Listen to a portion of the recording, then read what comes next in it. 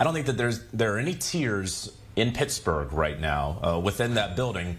That George Pickens is no longer there. And so if George Pickens, with that immense amount of talent, can no longer exist in that locker room, It's going to be difficult for him to exist anywhere. So this dude is supposed to be a headache. You got a new coach that nobody wanted.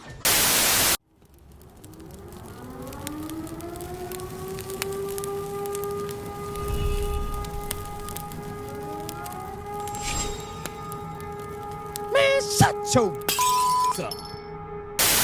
Now, all of a sudden, everybody got something negative to say about George Pickens. Now, look, we all knew that he was demonstrative on the field. We all knew that he was a crash out and ultra competitive and was willing to take that negative energy out on his competition. But now, all of a sudden, just like that, George Pickens went from promising, potentially elite receiver that just needs a real quarterback to throw him the ball to being a locker room cancer, to being a disaster, to being a personality issue, to not only getting criticized for his play on the field now, but now all of a sudden, y'all want to attack this man's character.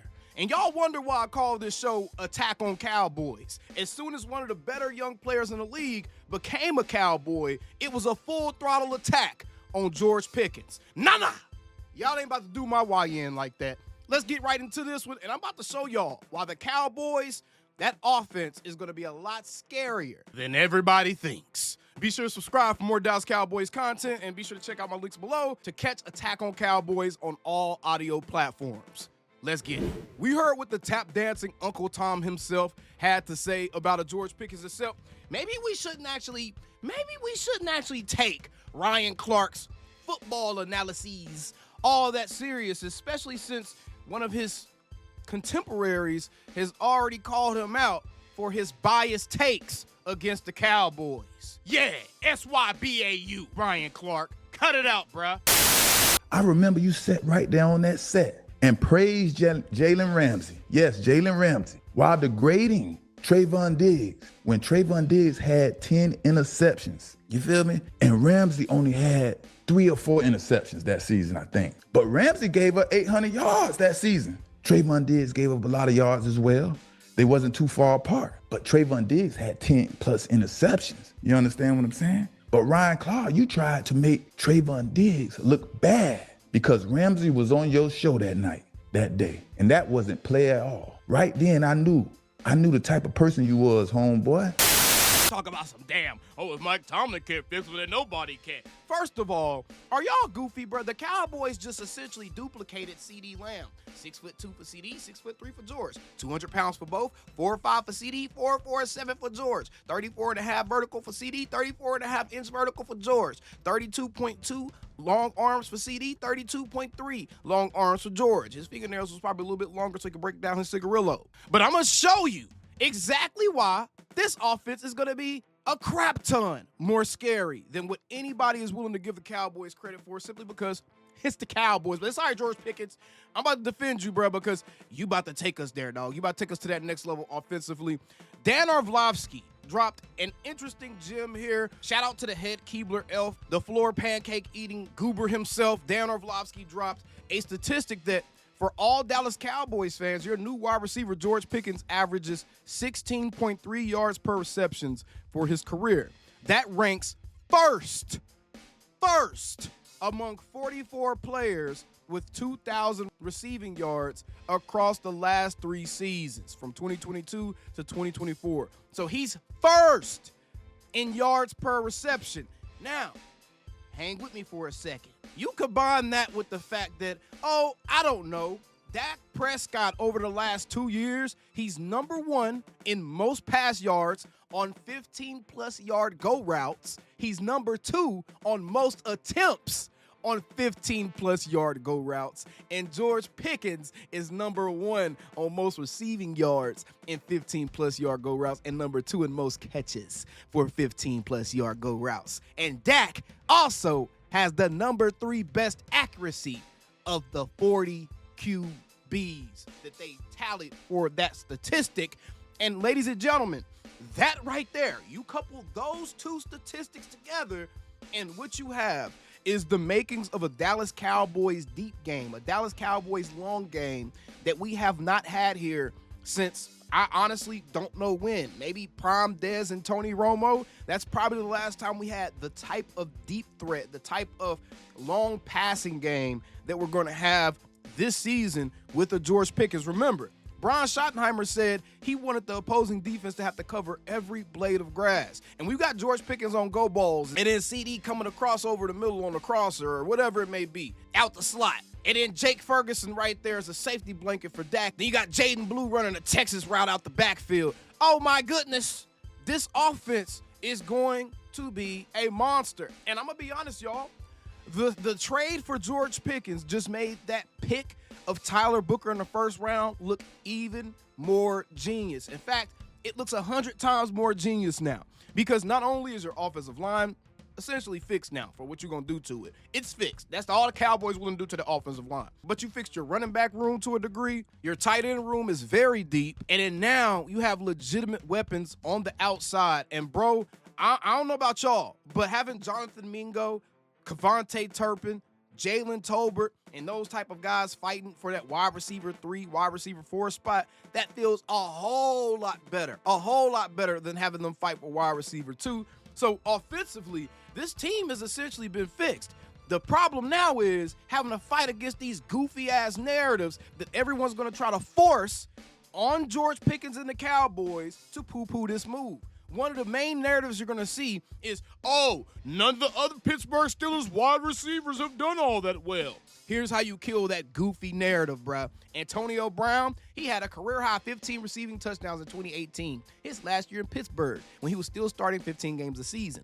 After Pittsburgh, he started a total of 7 games in 3 years in New England and Tampa Bay before retiring. And you conveniently left out the fact that he won a Super Bowl. And man, AB had other stuff going on, bro. He was on the back end of his career. He had mental stuff going on. The dude was already mentally checked out, bro. AB was not trying to sit there and be no good soldier. So cut it out. Bad example. And again, he won a Super Bowl.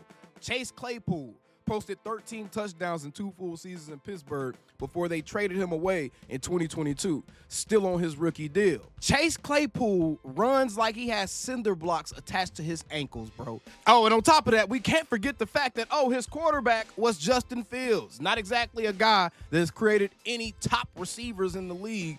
And not only was it Justin Fields, but y'all remember what the Bears offense looked like in 2022? Oh, okay.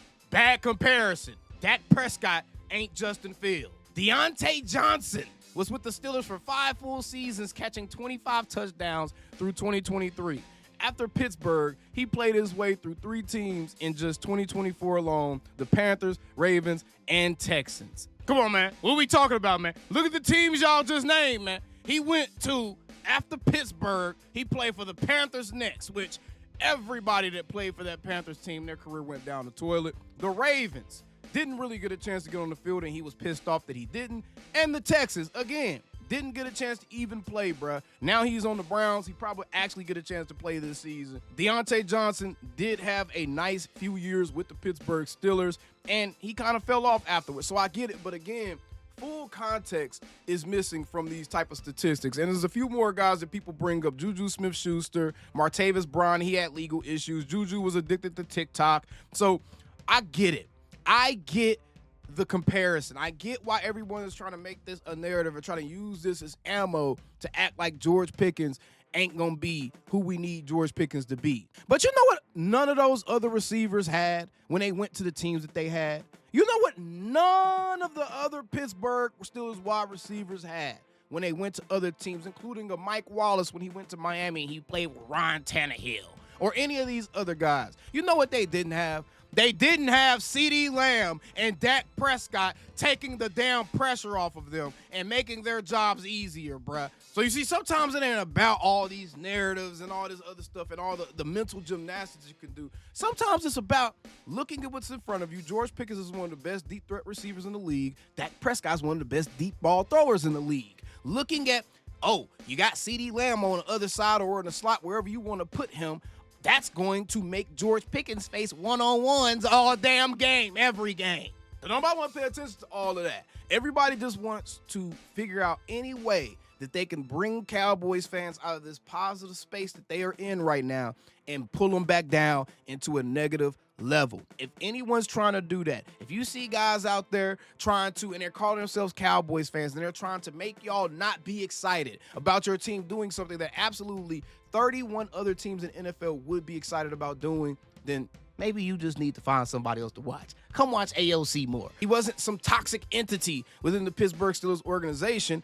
He was just frustrated because he was playing with baby hands Pickett, and then he had to play with Justin Fields, and then he had to play with a washed Russell Wilson, and he has never had a real opportunity to actually play football to the level that I'm sure he knows he could play football to because he ain't never had nobody throwing it to him. Now you come into playing with an all-pro quarterback on one of the biggest stages in the country, and he's betting on himself. He doesn't want to get a deal done right now. He wants to essentially kind of reset the value of his market, and I'm all for something like that because at the end of the day, Cowboys can franchise tag his ass if he ends up getting too expensive for us. But either way, man, the Cowboys are going to be much more scary offensively than anybody is giving them credit for right now, and I think it's kind of sad. I think it's really, really sad that you kind of see the play here. You see how all of a sudden George Pickens went from being a young, promising elite receiver that may be a little bit demonstrative on the field to now he's a locker room cancer and he has issues and all this other stuff. But if you actually go and listen to some Pittsburgh people, that's not the story that you would hear. That's why it's much better, instead of just feeding off of national narratives and stuff, man, go find somebody in that local media market that you can trust